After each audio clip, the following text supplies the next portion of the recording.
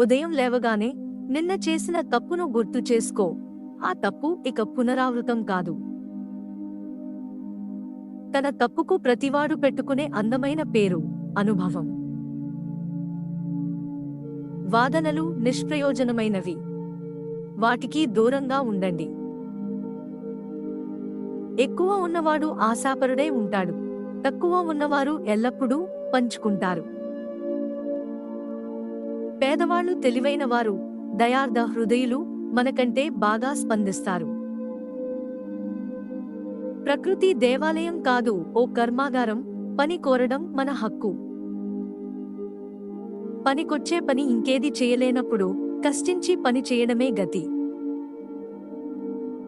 నేటి నేర ప్రపంచానికి కారణం దుర్గుణం, ఆకలి మాత్రమే.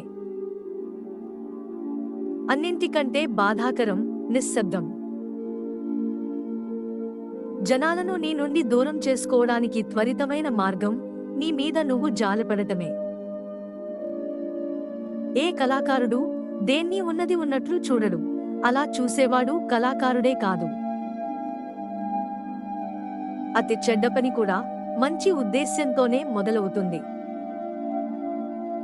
ఆవేశం మనిషిని తప్పుదారి పట్టిస్తుంది. ఓ భావన విలువ అది వ్యక్తం చేసిన మనిషి స్వచ్ఛతను బట్టి ఉంటుంది. Thanks for watching. Please do subscribe for more videos. Don't forget to like, comment and share the video.